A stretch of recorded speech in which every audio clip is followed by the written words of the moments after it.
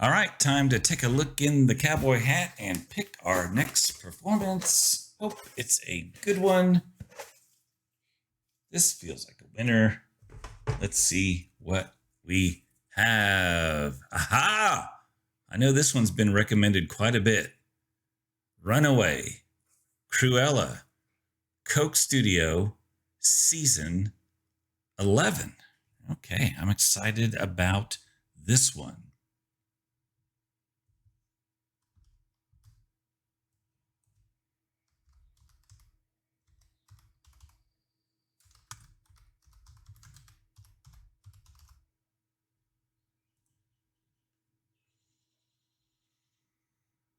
Coke Studios Season 11.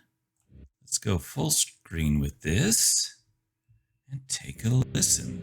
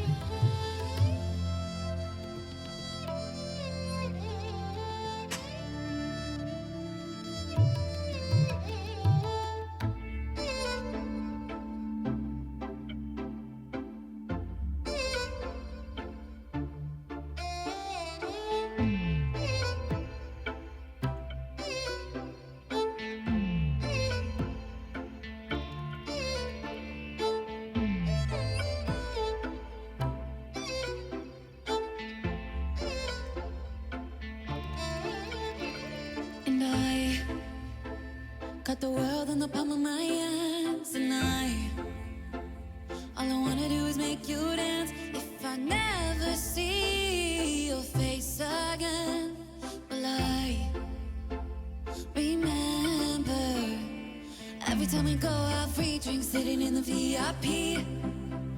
20 minutes in, wanna leave quick, do you wanna roll with me? If I never see your face again, will I remember? Let's run away. We can leave this crowd. Run away at the speed of sound. If you need to breathe, I'll be your remedy. So run away, run away, run away with me. Okay. Come on. Yes.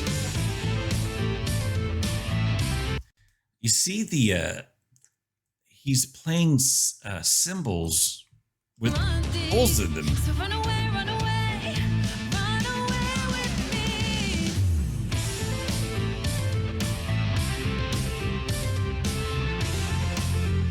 Run away with me.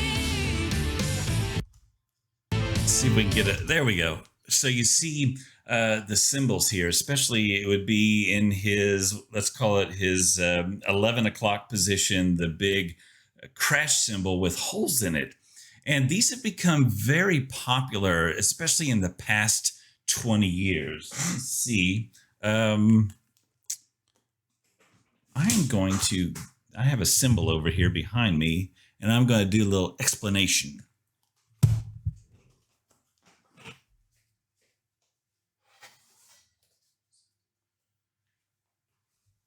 Okay, so this is a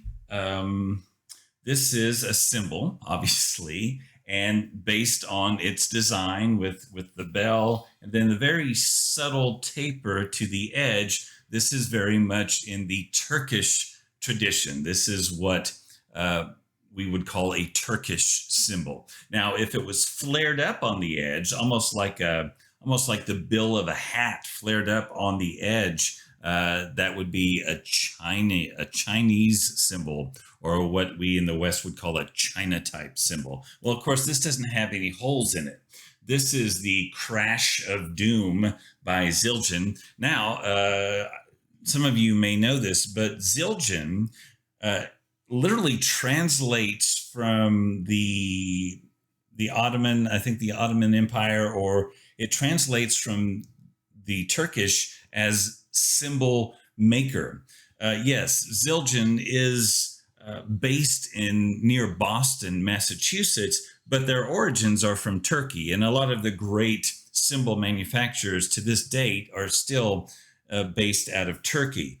The Zildjian name dates back to the 1500s, I think. It's one of the oldest companies that are still manufacturing products. And of course, cymbals are ancient instruments.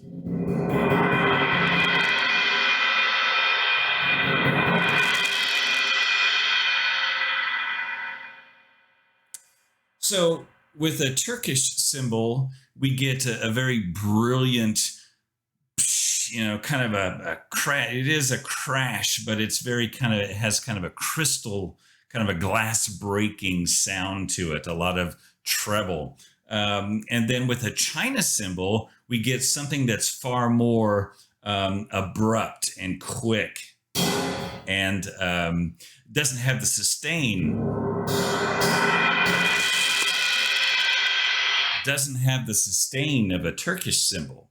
So what the holes do, and it's the manufacturers that drill these holes, is it combines the characteristics of a traditional Turkish cymbal with the China cymbal. It still sounds like a crash, but it's a little warmer, it's a little more abrupt, and it's more quick in its decay. So instead of that big sound, it's more of a type sound. It's a little bit darker, a little bit drier, a little bit trashier. And that has really been kind of the cymbal sound trend that drummers have been wanting. So that's why you're seeing the holes. They are there for a purpose. They're not just to look cool or interesting. They do have an effect on the sound. And it looks like, if you're looking at this photo here, the drummer at his, what would be maybe his 2 o'clock position, it looks like he has stacked cymbals. That is a cymbal on top of a cymbal, either one on top of the other, or maybe in opposition like this, like a set of hi-hats. And that's going to give him a very quick accented sound. As opposed to that splash, that crash sound, just a very quick hit for accents and stuff. And we'll see that later in the performance. By the way, the Oriental Crash of Doom, if you've ever listened to those early Roots songs, Roots as in the Roots crew from Philadelphia, Questlove, Amir Thompson is the drummer. Virtually every crash you heard in those early records was this crash, not this particular crash, but this model of crash, the Oriental Crash of Doom. It serves as both a ride cymbal where you can ride it, and you can crash it on the edge too. So that's a cool cymbal.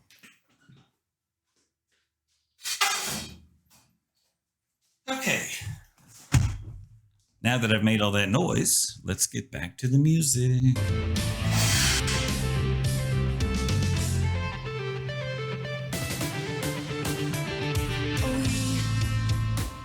We could try to the midnight sun. We're free.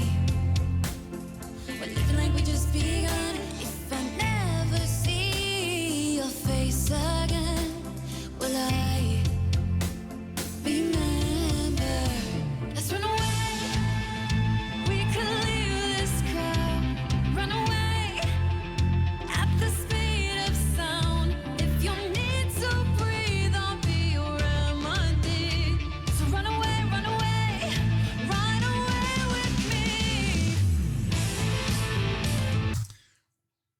Running at the speed of sound. So that's like what, 5,000 feet?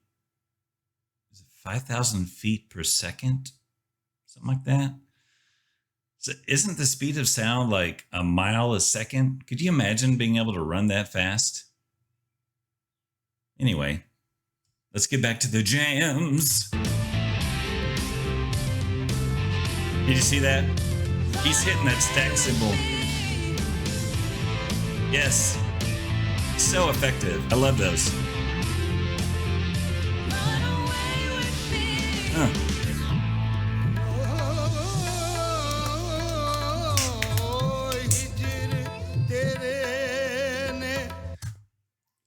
This Coke Studio and Nescafe Basement are so good at, despite all the cameras, the big studios, they're so good at revealing new performers in the middle of the performance.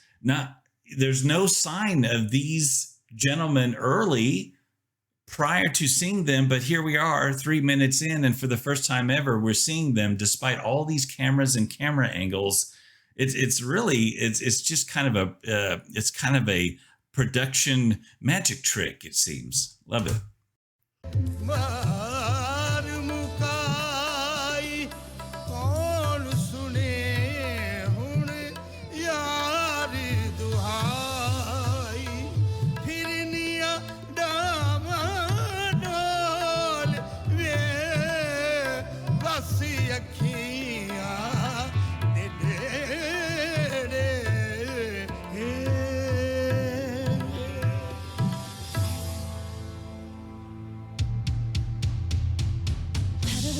Got the windows down in a rental car. Hands on the wheel and your eyes light up like 1,000 stars. If we never see the world again, we will remember. Let's run away. We can leave this crowd. Run away at the speed of sound. If you need to breathe, I'll be your remedy. So run away with me. Let's run away. Yeah. We can leave this crowd. Run away at the speed of sound. If you need to breathe, I'll be your remedy. So run away with me. Oh, I love that.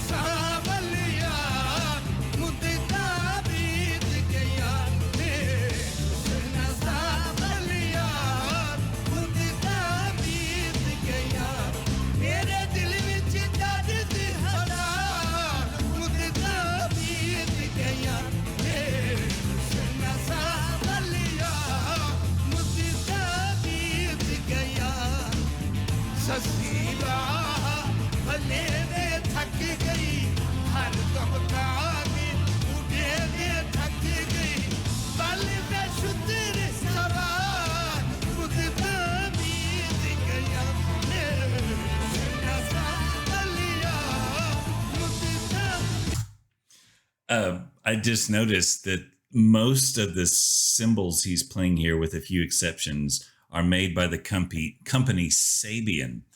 Two of the biggest cymbal manufacturers on earth are Zildjian, originating from Turkey, but since the 1920s based out of Massachusetts near Boston.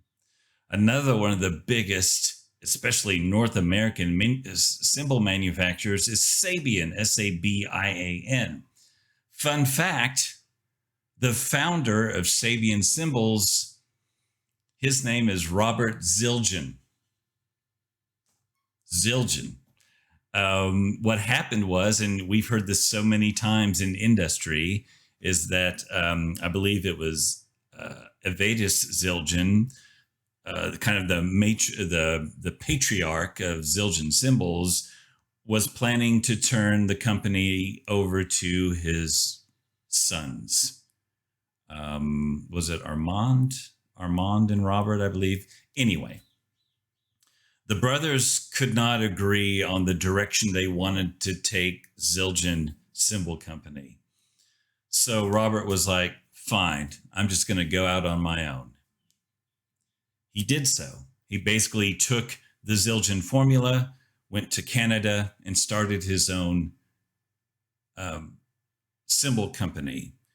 3 children. I can't remember their names, something like Sally, Adam, and we'll say Brian. I don't know for sure. S-A-B. He added the I-A-N that finishes Zildjian and created Sabian. So yeah, the founder of Sabian Cymbals, his last name is Zildjian. And it looks like this particular drummer is actually playing a combination of Sabian and Zildjian brand cymbals.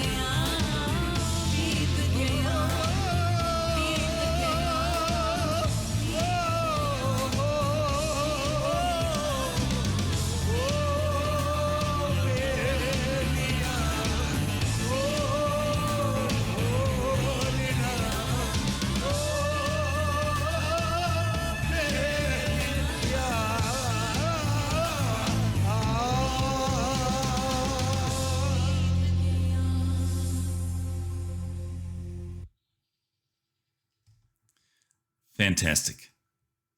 Fantastic. And this might be the perfect representation of Royal Hayat's vision.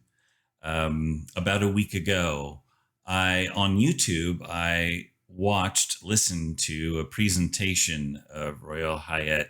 He was invited to speak at Harvard University. And knowing that he was the founder, the creator, essentially, of Cook Studio, I assumed that he was going to speak to the audience like a film director would, like a creative person, like someone whose expertise is production and television and cameras and lighting and audio and visual. But Royal Hayat spent at least the first 15 to 20 minutes of the speech speaking like a philosopher. He made no mention of television in the first 20 minutes of his speech. He spoke of the cosmos. He spoke of, this interdependent web of existence. How this moment depended completely on the perfection of the Big Bang. He spoke like a physicist. He spoke like a man with deep understanding of the universe and this existence that we live in. And it was very clear after listening to that presentation, which was at least an hour long, it was very clear to me that he wanted to take this understanding and his expertise, his production expertise, and make it clear to the world that the music coming from Pakistan is something that people need to see and hear. And I think this meeting of a modern, contemporary, dancey song infused with this music tradition that predates Pakistan itself is important. They are different, but they blend so well. There's this expression I grew up with that, people who are given great acclaim for their accomplishments, claiming that they were just responsible for all of their greatness. And perhaps their reply would be, well, I'm simply standing on the shoulder of giants. I didn't get here myself. What I have done is built on a foundation of my wisdom, my tradition, everything I have learned in my life's experience. And I can't believe here I am, couple of years short of my 50th birthday, and I'm just now realizing the special music coming out of Pakistan. Wow, wow, wow. I love it. Well, thank you so much for the recommendation. I guess it's my turn to recommend something to you, and I'm going to do that right about now. Let's see if we can find something special in the hat today. Well, it's all special to me. I just want it to be special to you. So let's see what we got. Aha! Yes. This is a good one. The song is called "Dearly Departed." The act is called Shaky Graves, which is essentially one person, but it's featuring a female vocalist. Her name is Esme Patterson. And this is a fantastic song. Not only is it wonderfully sung, but it's very catchy. Some very cool little drum flourishes. And this is one of those songs that you'll just be singing for the next couple of days after you hear it. So assuming I do this YouTube thing correctly, I'm going to put Dearly Departed right about there. Okay. Thanks for the recommendation, everyone, and we'll see you on the next video. Bye.